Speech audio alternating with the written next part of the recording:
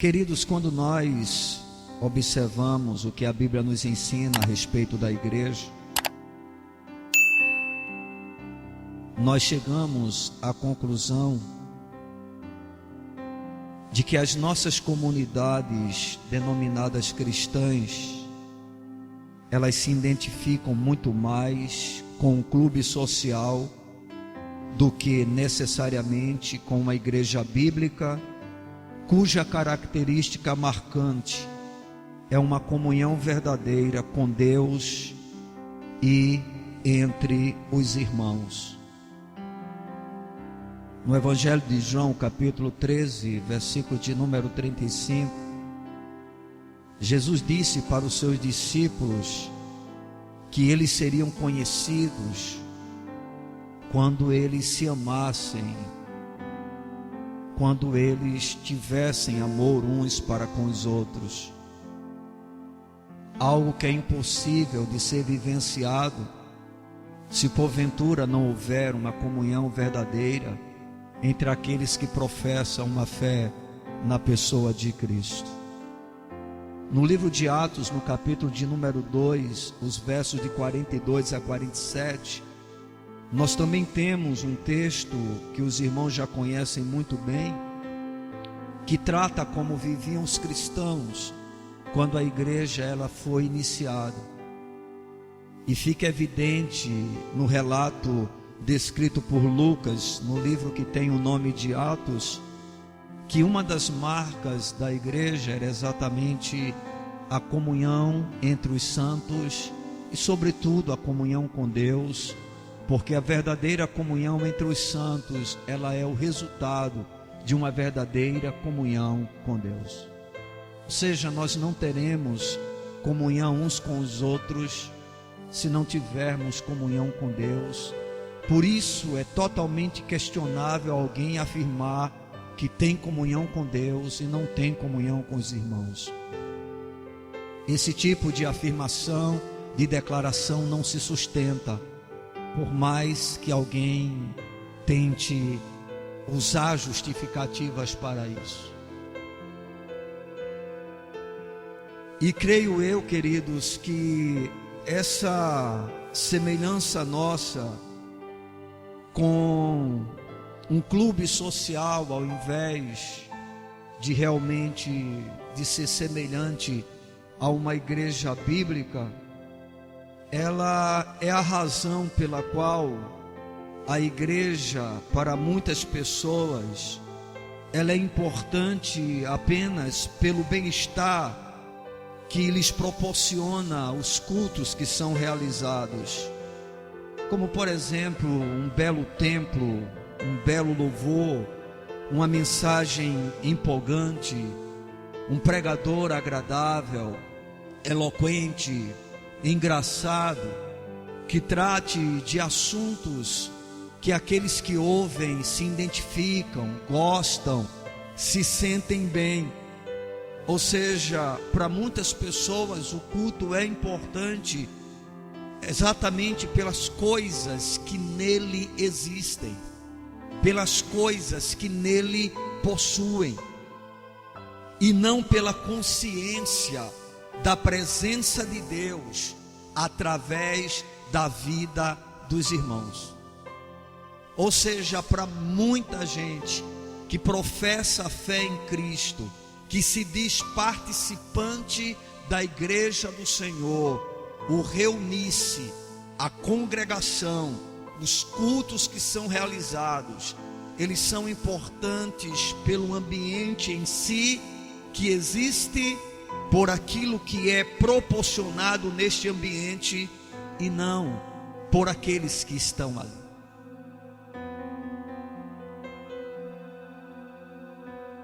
Isso é algo que a gente precisa pensar a respeito do assunto. Afinal de contas, nós podemos observar que no conceito de Cristo, igreja é algo totalmente diferente. Observem para estes que igreja não passa de um grupo social, de um clube social, se lhes tirarem exatamente aquilo que lhes é agradável, aquilo que traz para eles algum tipo de sensação favorável, de uma boa sensação, simplesmente a igreja perde o seu papel, perde a sua importância, perde a sua relevância, ou seja, ela parece não fazer nenhum sentido para aqueles que se dizem cristãos, caso não se tenha aquilo que essas pessoas estão à procura dentro do que é chamado de igreja, do que é chamado de congregação ou comunidade cristã. Mas vamos observar aos olhos de Jesus o que realmente é importante, o que é relevante em relação à questão chamada igreja. O que é uma igreja? O que é importante em uma igreja? Observemos o que esse texto pode nos revelar sobre a igreja de Cristo, porque inclusive, se você for observar nos evangelhos, você vai perceber que a palavra igreja ela vai aparecer apenas 2 vezes, e é no evangelho de Mateus. Primeiro no capítulo de número 16, quando Jesus está se reunido com os seus discípulos, e ele pergunta: o que é que dizem os homens que eu sou? E aí eles começam a responder. Uns dizem que tu és Elias, outros Jeremias, outros João Batista ou um dos profetas. E Jesus se volta para os discípulos e diz: e vocês, o que é que dizem ao meu respeito? E Pedro, na ocasião, ele toma a palavra e diz: Senhor, tu és o Cristo, o Filho do Deus vivo. E Jesus, olhando para Pedro e para os seus discípulos, diz: eu te digo, Pedro, não foi carne nem sangue que tu revelou, mas o meu Pai que te revelou. E por essa causa eu quero afirmar para você que tu és Pedro, e sobre esta pedra, sobre a confissão que você fez a respeito de quem eu sou, eu vou edificar a minha igreja, e as portas do inferno não prevalecerão contra ela. E agora Jesus vai abordar mais uma vez essa questão, falando sobre igreja, e dentro agora de um contexto local, porque naquela ocasião ele estava se referindo à igreja universal, que é composta por todos os filhos de Deus em toda a face da terra, homens que foram comprados por Deus através de Cristo, de todas as tribos, raças, línguas, povos e nações. Mas agora o Senhor, Ele vai tratar da vida da igreja, de como a igreja deve viver. E aí nós podemos aprender algumas coisas extremamente importantes, para que a gente possa realmente avaliar o nosso conhecimento sobre o que é a igreja, e mais do que isso, autoanalisar a nossa vida, para realmente percebermos se nós nos enquadramos como membros de uma igreja genuinamente bíblica, ou se teu irmão pecar contra ti, vai arguí-lo entre ti e ele só. Se ele te ouvir, ganhaste a teu irmão. Irmãos, não há igreja sem relacionamentos, amém? Eu quero mais uma vez dizer para você que eu não sou igreja sozinho.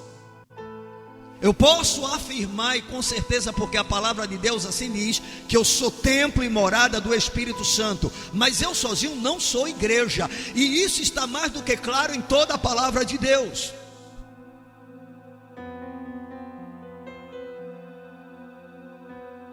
Nós somos igrejas porque somos uma vida corporativa, coletiva, onde implica na existência de quê?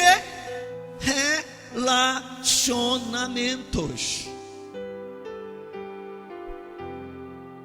Ninguém é família sozinho, concorda comigo? Quando eu digo eu tenho uma família, ou eu sou membro de uma família, eu estou afirmando que eu tenho um relacionamento com outras pessoas que desfrutam de uma intimidade comigo.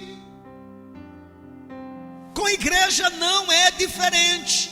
Toda igreja implica em relacionamento entre os seus membros. Caso contrário, não há igreja. E aí o Senhor disse: se o teu irmão pecar contra ti, vai arguí-lo entre ti e ele só. Se ele te ouvir, ganhaste a teu irmão. É possível um irmão pecar contra nós se nós não temos relação com ele? Muito difícil, não é verdade? Porque inclusive se assim acontecer, nós sequer vamos ter condições de ir a esse irmão, tendo em vista que não há nenhum tipo de relacionamento a ser tratado. A gente só vai a pessoas que são relevantes para nós, que são importantes para nós, que fazem parte do nosso ciclo de amizade, do nosso ciclo de intimidade. Relacionamento não está sendo quebrado,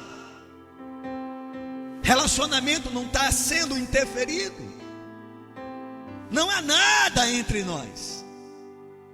Mas aqui o Senhor vem e diz que no meio da igreja existe algo importante, chamado o quê? Relacionamento. E aí ele afirma: olha, se o teu irmão pecar contra ti, o que é que você deve fazer? Vá até ele e converse com ele num particular, e tenha um bate-papo com ele cara a cara, olho no olho. E aí Jesus disse: se ele te ouvir, ganhaste o teu irmão. Porque claro, nessa conversa o que é que vai acontecer? O problema será resolvido. E o problema resolvido, o que ocorre? A relação é restabelecida, a comunhão é restaurada, a unidade volta. E aí o Senhor continua: se porém não te ouvir, porque pode acontecer, afinal de contas, em relacionamentos, nem sempre reconhecemos que estamos errados, e às vezes, na verdade, não estamos. Porque pode ocorrer muito bem que uma relação seja quebrada, onde nós achemos que o outro pecou contra nós, quando na realidade tal pecado de fato não aconteceu. E aí o Senhor Jesus, sabendo exatamente dessa possibilidade, e que as coisas devem ser tratadas de maneira justa, porque o nosso Deus é justo, Ele diz: e se ele não te ouvir, o que é que nós devemos fazer? Devemos chamar uma outra testemunha, ou mais duas testemunhas. Claro que essas testemunhas devem ser pessoas mais maduras no meio da igreja, pessoas equilibradas, pessoas com conhecimento das verdades de Deus, de tal maneira que possam ser juízes da situação. Porque de nada adianta levar um menino espiritual para testemunhar algo aonde esse menino não tem discernimento nem conhecimento bíblico suficiente para julgar. Nem tampouco chamar alguém da minha afinidade, que é íntimo amigo meu, para esse tipo de conversa, porque esse tipo de conversa, ainda que eu esteja errado, o meu amigo pode tomar um partido em relação a mim. Então o Senhor, de maneira sábia, o que é que Ele diz? Se ele não te ouvir, então você pega mais uma ou duas testemunhas e vai até ele, e aí bate um papo com ele agora, aonde será exposto o que rompeu a amizade, o que criou o desconforto, o que criou a barreira, o que criou o bloqueio entre os irmãos. e agora isso será discutido com a presença de irmãos maduros. Com qual finalidade? Justamente se observar quem está correto. Jesus vai lançar mão do que está lá no livro de Deuteronômio, no capítulo 19, versículo de número 15. Que ninguém pode ser considerado de faltoso ou de pecado sem que tenha no mínimo 2 testemunhas a respeito do assunto. Isso é fundamental, isso é essencial em situações desta natureza. E Jesus está justamente falando a respeito desse assunto. Por quê? Porque o que o Senhor quer é que as relações sejam o quê? Restauradas. Por quê? Porque a igreja implica em relacionamento. Igreja não é clube social. Em clubes sociais, nós buscamos o próprio ou os próprios interesses. Em clubes sociais, nós nos reunimos por afinidades, por aquilo que nós gostamos, por aquilo que é interessante para nós. Não é o caso de igreja. Igreja, ela é uma instituição divina, onde Cristo é o cabeça. E nós somos partes desse corpo, e todos juntos formamos o seu corpo. Então Jesus está dizendo: olha, se o teu irmão pecar contra ti, primeiro vai até ele e tenta resolver o problema, exatamente só vocês dois. É uma conversa séria, uma conversa sincera, uma conversa franca. Mas se o problema não foi resolvido, chama 1 ou 2 testemunhas, exatamente para que possam chegar a um veredito, e aí a reconciliação acontecer.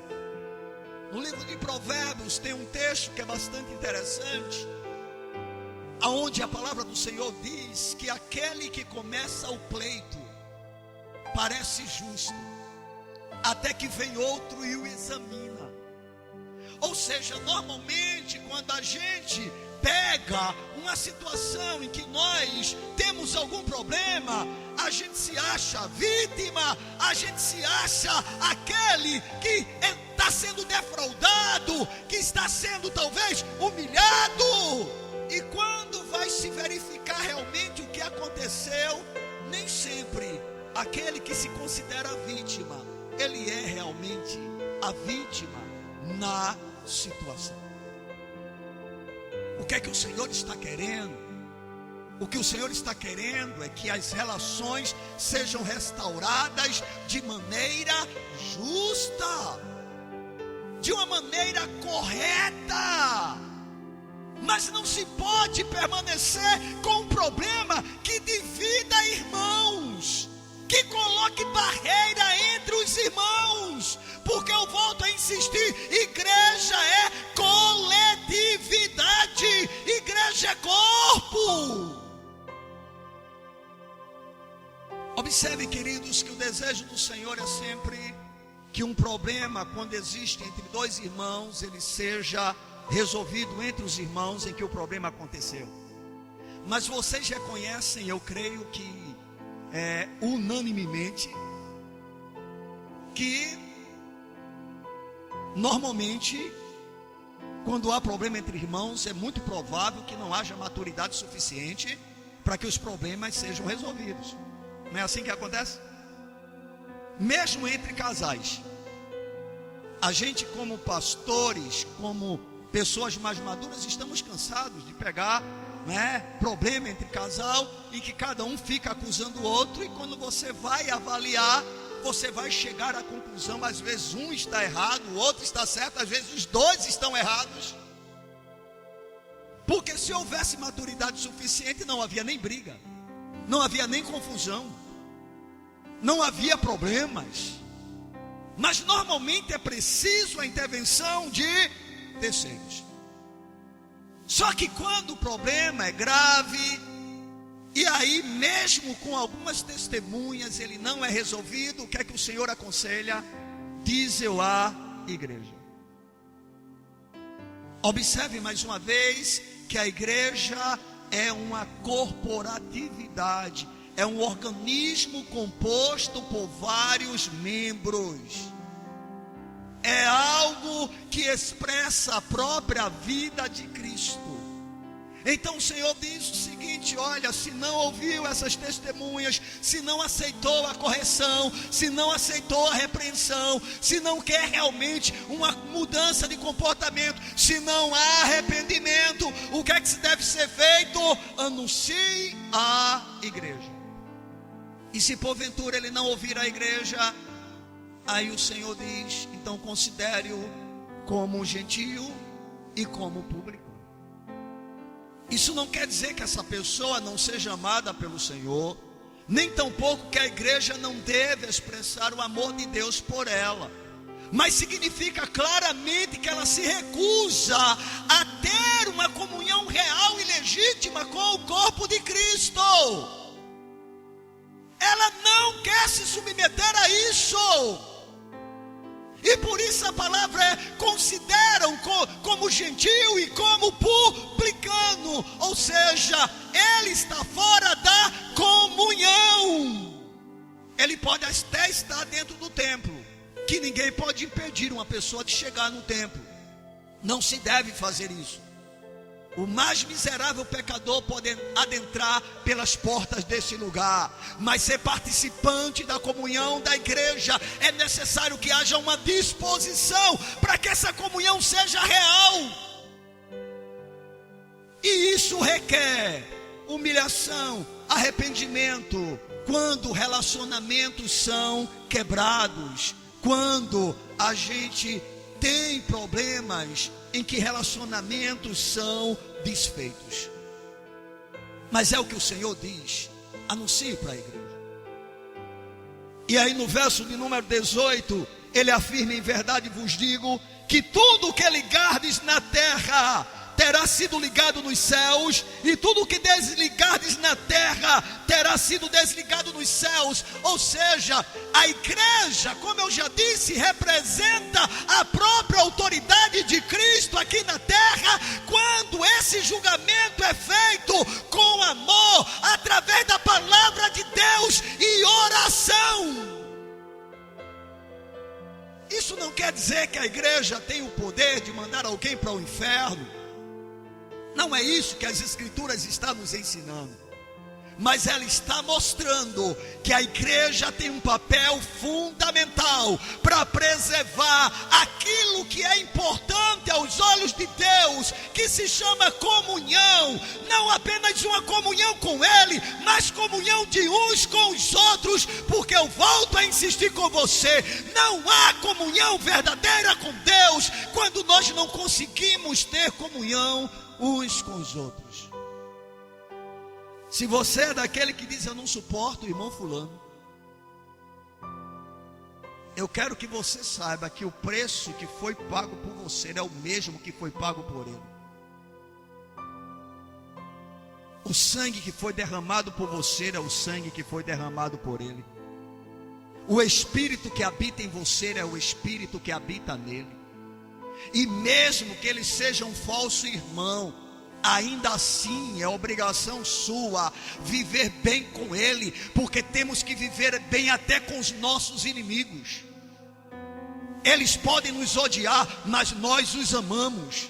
Eles podem querer o mal da gente, mas nós os abençoamos. É isso que o Evangelho faz. É isso que a vida de Cristo faz em nós. Irmãos, nós não temos espíritos diferentes. Se somos cristãos, é o mesmo Espírito que opera na nossa vida. E esse Espírito está em nós para que nós sejamos um.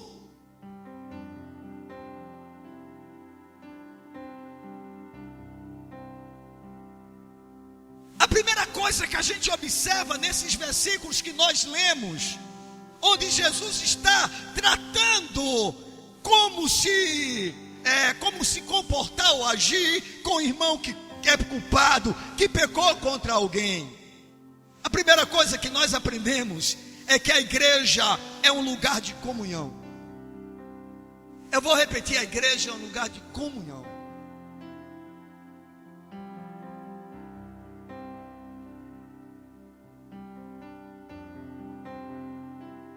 A comunhão, queridos, o estar juntos é tão importante que deve ser empenhado todo o esforço, de tal maneira que todo relacionamento abalado seja restaurado.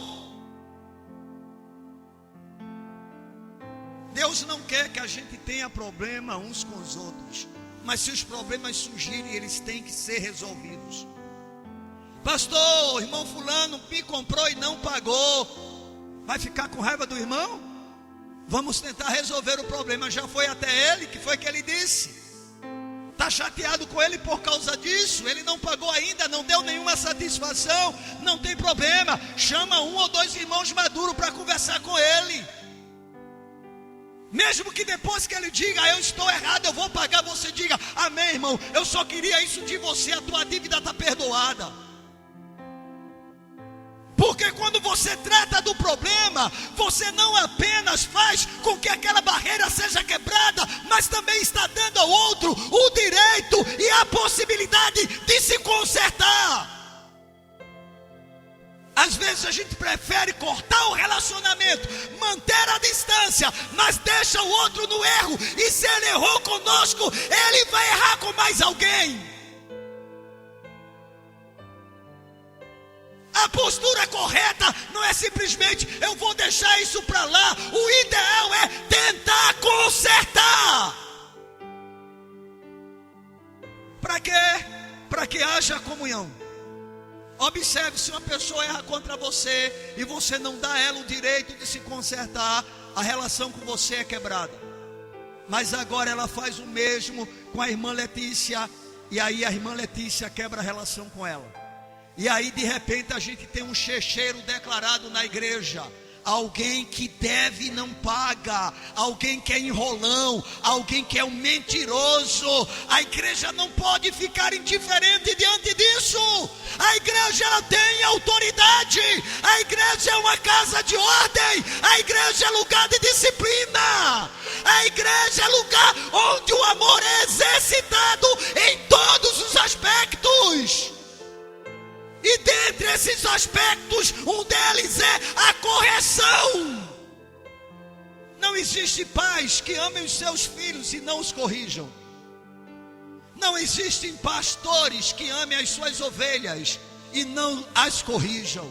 Não há. E a palavra de Deus nos ensina a empenharmos esforços para quê? Para que todo relacionamento que uma vez foi quebrado, ele seja restaurado, ele seja recuperado. De um jeito, você pode até não ter intimidade com essa pessoa, porque nós não conseguimos ter grande intimidade com todo mundo, mas de tal maneira que, vamos supor, coincidiu em um culto que só tinha a cadeira dele e a sua uma junta da outra. E você vai lá e se senta com todo prazer, sem nenhum problema em relação a isso. Porque a relação foi o quê? Restaurada. E esse é o objetivo de todo esse processo. O Senhor, quando falou isso, Ele não estava querendo a exclusão de ninguém, mas Ele também não queria que houvesse na igreja apenas um amontoado de pessoas, cada um vivendo a sua vida individualmente. Não, porque a vida da igreja é algo coletivo.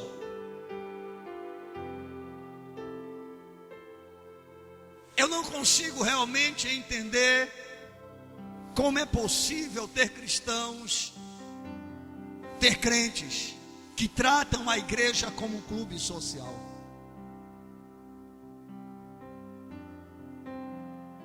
Na realidade, muita gente não compreendeu o que é realmente igreja. Por isso temos sofrido tanto. A decisão da congregação, queridos, em assuntos desta natureza, deve ser sempre tratado com oração, com a palavra de Deus, com a direção do Espírito e em um ambiente de muito amor. Porque o objetivo não é matar ninguém, o objetivo não é destruir a vida de ninguém, o objetivo é restaurar o irmão ofensor, é restaurar aquele que é pecador. Para quê? Para que ele possa ter plena e perfeita comunhão com toda a igreja.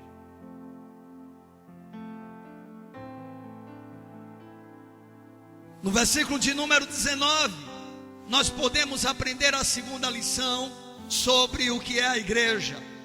A primeira, não esqueça, a igreja é um lugar de comunhão. Comunhão com Deus e comunhão com o próximo, com o meu irmão.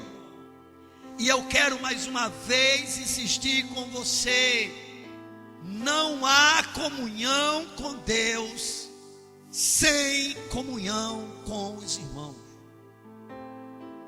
Ah, mas é o meu temperamento, é a minha estrutura. Bem, eu acredito em um Deus que age de acordo com 2 Coríntios capítulo 5, versículo de número 17. Se alguém está em Cristo, nova criatura é. As coisas velhas se passaram, eis que tudo se fez novo. O que nos caracteriza como discípulos de Cristo, escravos de Jesus, é o fato de nos sujeitarmos, nos rendermos à sua palavra.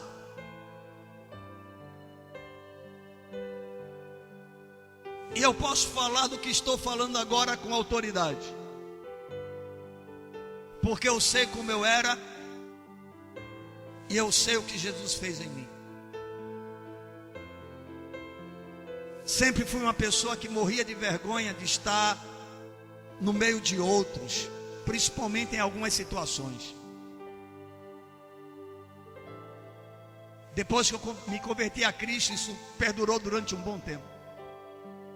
Era impossível para mim fazer determinadas coisas no meio de outras pessoas. Mas Jesus é Deus. E aquilo que é impossível para a gente é possível para Ele. Amém. E hoje estou aqui pregando para vocês, porque o Senhor tem poder para mudar. Amém. Quando você começa a entender o que é realmente a igreja do Senhor. Irmãos, nós em uma família, nós nos sentimos à vontade para dar a nossa opinião, para falar aquilo que pensamos. Nós nos sentimos à vontade para debater determinados assuntos, para tratar de determinados problemas. E por que não? Como igreja nós não fazemos isso. É simples, não sabemos o que é igreja. E tratamos como um clube. E quando é tirado de nós aquilo que é interessante, aquilo que as nossas emoções gostam, aquilo que nós ficamos satisfeitos, aquilo que para a gente é importante, simplesmente a igreja não mais existe. E lembre-se, eu estou falando de igreja local. Não adianta falar de igreja universal sem se falar de igreja local. A igreja local é uma parte, uma partícula da igreja universal. Não é do reino de Deus não, viu, irmão? Por favor. Não é a de Macedo não, viu? É a de Cristo. Amém? No versículo de número 19, a gente pode aprender uma outra lição. Em verdade também vos digo, que se dois dentre vós sobre a terra concordarem a respeito de qualquer coisa que porventura pedirem, ser-lhes-á concedido por meu Pai que está nos céus. Primeiramente o Senhor disse: olha, aquilo que vocês ligarem na terra será ligado nos céus, aquilo que vocês desligarem na terra será desligado nos céus. E agora ele vai acrescentar para dar ênfase ao que falou anteriormente, mostrando justamente como as coisas devem acontecer no meio da igreja. E elas devem acontecer em meio à oração. A igreja não é apenas um lugar de comunhão, mas é também um lugar de oração. Jesus falou: a minha casa, ela será chamada casa de oração.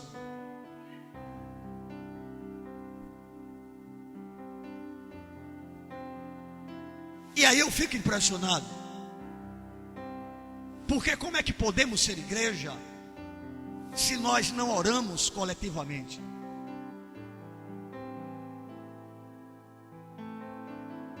Talvez você diga: mas eu oro sozinho. Bem, não é isso que o texto está aqui nos mostrando, porque todos nós temos a nossa vida privada com Deus, mas há uma vida coletiva da qual nós não podemos nos excluir, nós não podemos nos esconder. Nos excluir dessa coletividade é pecar contra o cabeça da igreja, porque neste ato não estamos valorizando aquilo que ele diz. Nós não somos senhores de nós mesmos. Nós temos um Senhor que é Cristo.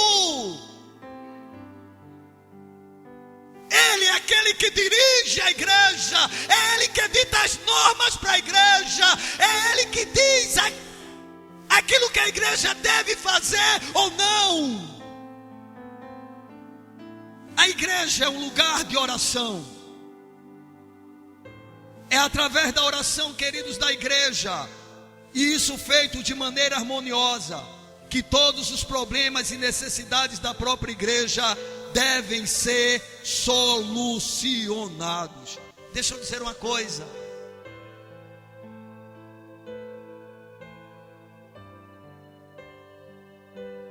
Toda a igreja era para valorizar os cultos de oração. Porque na verdade nada deveria ser feito na igreja sem uma vida regada de oração. No entanto, o que observamos é exatamente o contrário. E a razão é simples. Por que isso acontece? Porque em cultos diferentes dos moldes tradicionais, como o que nós estamos fazendo agora, os nossos interesses, eles não são satisfeitos.